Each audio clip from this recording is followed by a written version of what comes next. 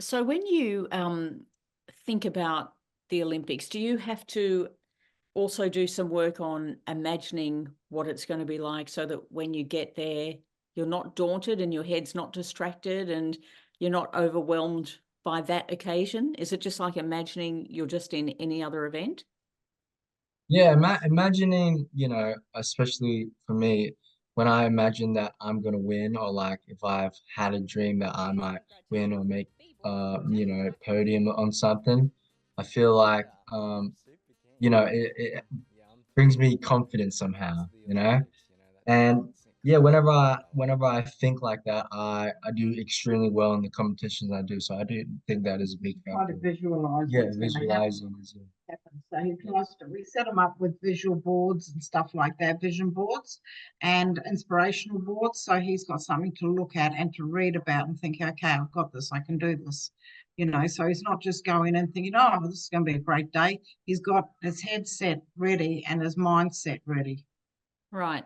And when you make up the routines, how much of that does your coach come up with? How much of it is new moves that you invent? I mean, is there a lot of creativity that comes down to you? Yeah, there is a bunch of creative process in creating a set. And like luckily for me, coaches that have like set like a seed for me in order for that seed to grow with my sets. So like a lot of my sets, they started from an idea from my coach, and I've just found my own way to make a set with my coaches like guiding me in the right direction to have all the criterias mapped off in breaking. When you're at home in your room by yourself, do you like doing schoolwork, homework, and then you suddenly go, I've just thought of a really great routine? Yeah, that happens. That happens all the time. Yes, it does happen. And then like I try to write it down, but like with breaking, it's one of them things that like it's just much better to video it, but I can't video it while I'm like doing a test or something. Mine, No. yeah. In the classroom. So often in the classroom, they said he looks like he's gone into another land. I said, oh no, he'll just be working out a new set or something that he's just thought about. So yes, they're all very, they give him a lot of leeway at school when he goes off into his own little world. Yeah. And Rhonda, what do you make of it all? I mean, I suppose you never imagined that, well, you might have, Mm-mm. that when your son grew up, he was going to No, be an Olympian. no, no. So he's the baby of the family. We've got 33 down to him at 16, in age stepping down. And I always said, oh, if I knew he was going to be so good at something, I would have put him in tennis or swimming or track and field where he would have made some money. Golf. I said, Golf. anything could have made some money.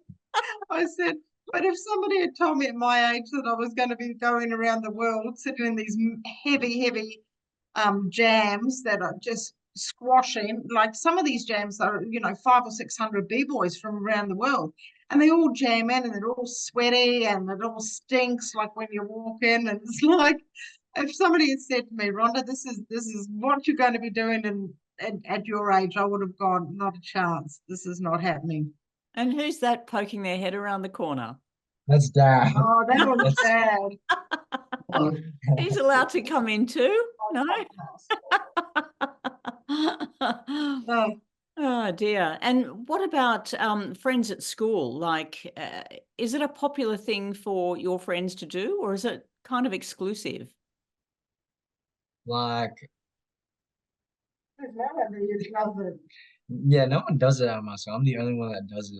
That's what I'm known for at school. But like it's not it's a very humbling experience, like since I made it to the Olympics, no one really froths over me about it or anything. They're just like, yo, congratulations, you made it to the Olympics. That's crazy. And that's about it, which is like extremely humbling to know, that you're not getting, praised or anything. So yeah. Yeah. And I think Yeah, the well, biggest thing, having seen a lot of Olympians, being able to keep your feet on the ground like that is, one of the real key factors. Because when you get to the Olympics and it is just so huge, it's like the creation of an entire city all in one place. And suddenly there's all these athletes that you've probably seen from other sports on telly and doing other things, and it's like, oh wow, and it's so hard not to just have your head blow up. And to keep your feet on the ground is what is going to give you an advantage. So, you know, you've got that personality already, haven't you? Yeah, I do. I've been told that many times by mums. Yeah. Yeah, the school and everyone said they couldn't have met a more humble guy. They said you would not have known once he won the Oceania that he had qualified for the Olympics, because he didn't mention it. He went to class, he sat in class on the Monday just as normal, and the teachers are all going, is Jeff going to say anything to us or what? But Jeff just sat there and waited till somebody said something to him, didn't he? With the teachers. Yeah. Yeah. Yeah, that's fabulous. But you love it, don't you? And I think that's Yeah, a yes, key yes. thing, isn't it? You know, you hear all the greats Yeah. talking about the fact that it can be really hard work and it's grueling and all the training and all the rest, but when you love it, you're prepared to put in that kind of effort. Yeah, and that's where it should all start. You know, you shouldn't do a sport or dance just because, you want to get the chicks, or like you want to get the bros going crazy, or you do it because, you just enjoy it. It's something that you enjoy doing. Yeah. So Rhonda, will you and your husband be heading over to Paris? Yes, the whole family's coming. So you had to organise tickets and accommodation and everything else, because, like everyone wanted to support Jeff while we're over there. So we've managed to, somebody helped us to get tickets for the event. And so he's got his big brothers coming in from New York and sister-in-law coming in from New York. And then he's got his other brothers coming and his other sister coming. So everyone's going to be cheering them on, and his coach is coming, isn't he? Liam's coming. Yeah. Yeah, that's excellent. Really fantastic. Well, look, all the best. And I know that you're registered with the Australian Sports Foundation, which means people can also chip in, right? Yes. Yeah. That's what we're needing is funding, because currently we have nothing. So the Australian Olympic Committee is setting them up with his ticket to Paris and his accommodation. But he's got 3 major events he's got to get him battle ready worldwide, which are huge battles leading up to the Olympics. So he's got to go to Japan, Italy, and Birmingham for 3 big world comps. Yeah, in preparation for the Olympics. In preparation, because we have nothing out here like that. So he's got to, all the rest of these guys that he's going to be competing against go to all these battles on a regular basis, but we need to be able to get there to fund them. And because we've got no funding or sponsors at the moment, we're having to do it all ourselves. So far, we've funded them the whole way through. So yes, we've set up a tax deductible funding system. Fantastic. All right. People could just look up the Australian Sports Foundation website. I think type in your name, and that's how they can contribute. Type in Jeff Dunne. Jeff Dunne, Breaking for Gold. Breaking for Gold. Fantastic. Yes. So Okay. that's what we put on. Jeff And Dunne, Breaking for Gold. I've got to learn all the lingo, right? And I call you a B-boy, don't I? Yeah, B-boy. Yeah, B-boy, my dance name is B-boy J Attack, which goes to break boy. Fantastic. All right. Well, we're looking forward to you breaking for gold.